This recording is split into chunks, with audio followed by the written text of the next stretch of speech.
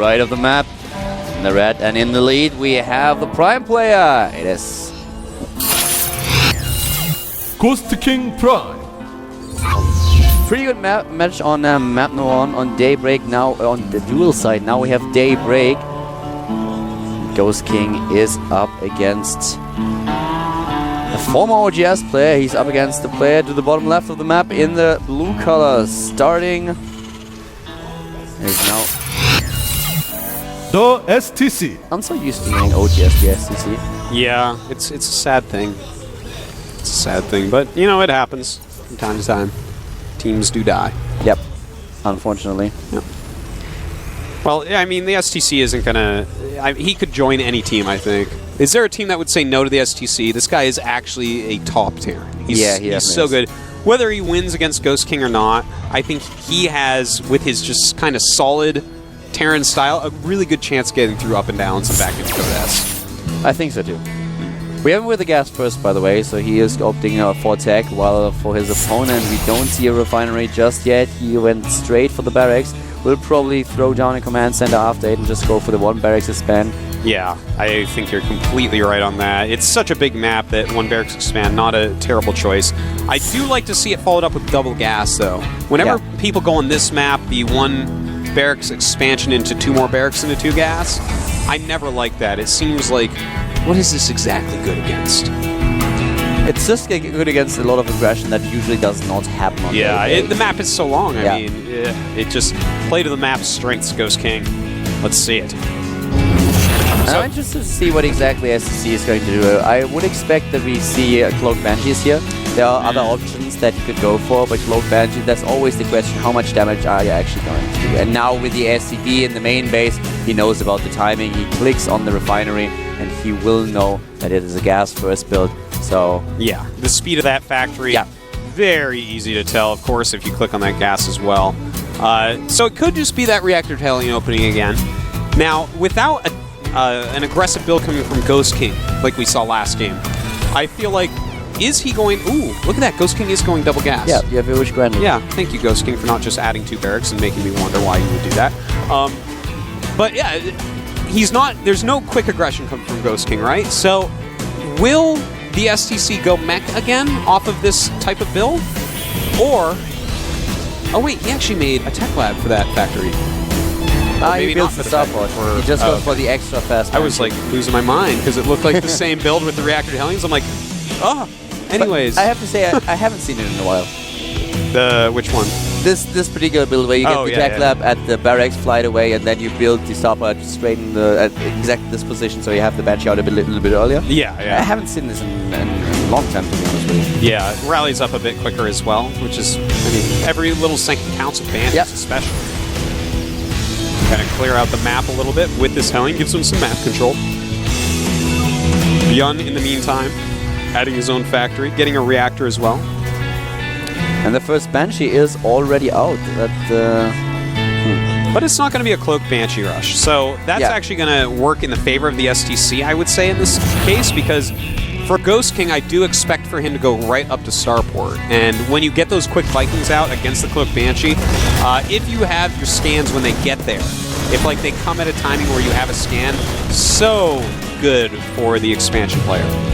Of course, it matters a lot how well you actually micro your Banshee. I've seen some Banshee players really made it happen that the Viking could not kill them, so you have to use the scan over and over again. And this is exactly what this is for. Not only the element of surprise when you can take down a lot of SCVs, but you want to force scans. And the better you micro your Banshee, the more scans you will be able to force out of your opponent. And this is all time lost that would otherwise be spent in mills. Well, right now, the STC is getting stim, so we won't be seeing mech out of him this game. As for Ghost King, we're not completely sure what we will be seeing, but he is going for the Viking Tank Marine combination right now, which can give you some strong early pushes, but more importantly, is super, super safe. Basically, your opponent should not be able to kill you with this composition. Two SCVs die, and the Marines are in position. Harvester counted 2 bases already for him, while the STC is just building his, and he's losing a fair amount of harvests here. Yeah, this Banshee doing a great job by the STC so far. Oh, a little bit of a misstep there, taking a lot of damage from those Marines. And those Marines, they don't have combat shield yet, so the Banshee can just 2-hit them. Yeah, and it does. Nice micro here. Very nice micro. 8 kills already on the Banshee. Very much worth it. Yeah, well worth it. And especially as we saw the scouting. And the Hellions get in there too. Wow, how many SCVs? Oh my god! 16 in total. Well, we missed a little bit of that, but 16 SCVs killed. The STC in a pretty good spot now. Yeah, I'd say. I think the Banshee just died. Yeah, the Viking took it out. Okay. Well, I mean, 16 SCVs killed, that's huge. That's right now, really huge. Ghost King with 32 supply against 45, and the SCV count is 18 against 31. So, I mean, basically, STC has an SCV for every supply that his opponent has. Yeah. That's a tough place to play from. Ghost King has to figure out what to do from here, and I feel like, he still only has 3 production buildings off 2 base with a bad economy. Ooh. Okay, command center. Getting a third. Yeah, command center. I guess, he has to do something here. Why not? Yeah, kind of risking it, but that's exactly what you need to do. If you play a straight-up game at this point in time and try to rely on what you already got, that's not going to happen. You have to risk something in order to get ahead again. Exactly, Keldor. And he's getting siege mode as well. And as I said before, if you have this unit composition with these, some Marines, some siege tanks, and some Vikings, you're basically not going to die. So I like the choice to get that command center as his way to catch up, as opposed to attacking. Another Banshee moving in while a drop is being prepared. And the drop is being spotted, but the Marines are already out. He's not going to do too much damage here, I feel. Oh, he has Stim, though. That's right. Is he able to take down? No, the tanks survive. The Viking does too, but the Banshee with 12 kills by now. Ooh, nice repair here by Ghost King, saving a lot of SCVs that otherwise would have died. And the STC is still killing a little bit. He's killed 22 SCVs now. This is just such a huge blow. 22 SCVs is insane. And he saw the 3rd command center, which is really important as well. Yeah. Because seeing that 3rd command center, he's going to say, oh, okay, I get what's going on here. I guess I can take one too. Yeah, and you know what I mentioned before, where if you're behind and you try to go Marine tank against Marine tank, you basically cannot win. Like, your opponent has more. Yep. What's up? He has to really misstep. So Ghost King, and I don't know if he had this planned, he very well may have, but he looks like he's going to be going mech this game. And that's a great choice, because that's going to give him a chance to come back. He's getting his 2nd factory right now, and at the same time now we have for his opponent a pretty large bioforce. He has a lot of Marines going for the +1/+1 upgrades. The first attack upgrade is about to finish while we have the armory coming up. Additional factories now for Ghost King. It's pretty harsh to be in Ghost King's situation nonetheless, though. He has the gas. Actually, they didn't take gas number 3 and number 4. So he's lacking gas as well. He needs those refineries, and he's relying a lot on his mules. Yeah, extreme reliance on those mules there, for sure. This is kind of like the reverse of the last game. This is where, a lot of damage was done by the STC early to Ghost King. Hold that thought. Little stimming. But anyways, and then he's going mech, which is, alright, you have to defend, but he has no chance to actually attack. There's like no real attack that he can do right this minute, so... And he's no position to take a 3rd either. If the STC allows him to take the 3rd and siege up, then maybe he will be able to hold it, but it's also a stretch because he has to thin out his units a lot and he doesn't have too many tanks at this point. But I don't think that's something that STC is going to allow. Something really interesting. The SCC has 3 racks, and they all have reactors. Now, he is making 2 more racks, and he does have 2 fact siege tanks going on. So that's going to help him out a lot, but you have to be careful against Blue Flame Hellions, because if you have a lot of Marines, and they have a lot of Blue Flame Hellions, that can be rough. Yeah. But the siege tank count right now is 5 against 3, and the STC is going to keep up, because they both have 2 factories right now, and in fact... You know what? He's actually going to pass him because Ghost King is only making Hellions right now out of all 3 of his facts. So, with more siege tanks than the mech player. That's going to be kind of funny. Yeah, that's a bit tricky, especially there is a 3rd base now, and he's saturating 3 bases as we speak. The harvester count 1 is still in favor of the STC by 10. He has a mule. Mule is actually the same. A little bit of a rally problem here for Ghost King just for a few seconds. Not having a lot of his SCVs mined. Oh, those Hellions coming out. At this point, the STC really does know what's going on. Yeah, he scans ahead here. He needs to get a good glimpse of what exactly is going on, and now he tries to get into position with the siege tanks, which is not going to be easy. But the same goes for the STC. He just wants a quick look at what he has to deal with here, and he knows that there's no third base. He has a Marine over at this position, and he's just waiting. He knows, okay, listen up, buddy. I have 2 bases. You are on 2. You're going for a lot of mech units, but I can have the better economy. If I wait, I can get more units than you, I can get the better tech, I can get better upgrades. As long as you don't catch up with me in economy, I'm fine. And he has to keep Ghost King off that third base, because mech on 3 bases can max out with good upgrades, and then, I mean, you make one misstep and mech will kill you, even if they start out behind.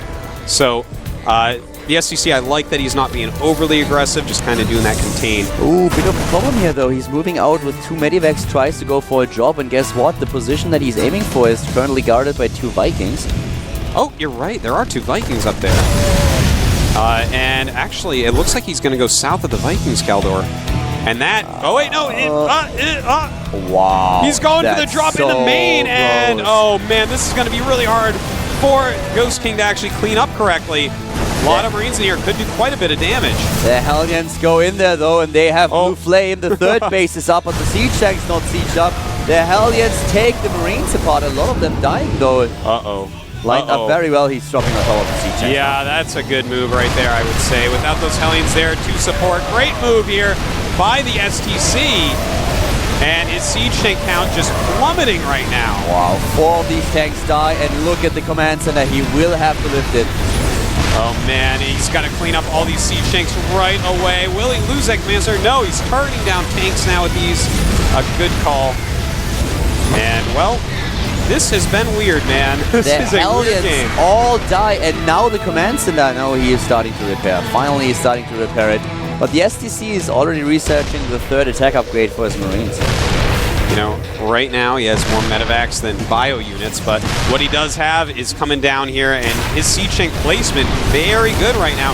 Oh, stemming up and running. Very little buffering for Ghost King here. If you don't have buffering, those Marauders are going to kill you dead.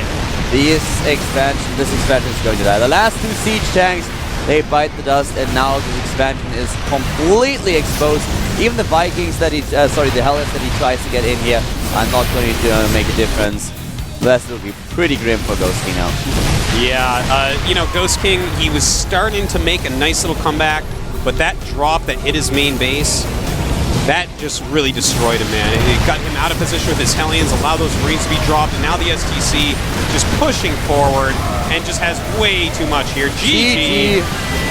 As the STC forces game number 3 and ties the series. You know, I like the way that Ghost King was playing there for a little bit. You know, he was turtling up. He was saying, all right, I'm not going to attack. I'm going to get my upgrades going. I'm going to just make a lot of really powerful mech units. But he really just didn't have any defenses made. He had those 2 Vikings. The medevacs just happened to miss them. That can happen. And if they miss them, you're in a lot of trouble. So... It's just his problem to get a 3rd base up. That was the key thing. Yeah. As soon as the SSC realized there is a 3rd base coming, he immediately started to apply pressure. Yeah, it was just mech can be spread too thin. If you're behind a little bit, you skimp on your missile turrets. You don't have your reactored Vikings going for a long time. Good job by the STC. You know, he killed SCVs, got ahead, stayed ahead. And the next map is going to be Cloud Kingdom. Good map for siege tanks, man. That's it's also a very, very good map for early aggression. You can go for gas first. We have a lot of Banshee harass going on in this map. You can kind of drop, can go for mech. A lot of options. It's a great map. It's actually right now my favorite map in the map pool. Is it? Oh. I like it. I think my favorite is still Daybreak. Daybreak is getting a bit old. It is getting a bit old. It's a great I will map. give you that. It's not that I don't like the map itself, but it's just...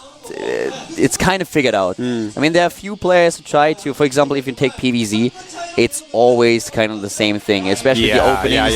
It's kind of figured out at this point, which doesn't make it a bad map, but I kind of like that on Cloud Kingdom we sometimes still see more variation. More innovation coming out on Cloud Kingdom. It's such a funnily shaped map. It's got a big S on it. Have you ever noticed that? And it has a space shotgun. How do you beat the space shot? Yeah, the Superman sign, I know. Yeah, it's on there, man.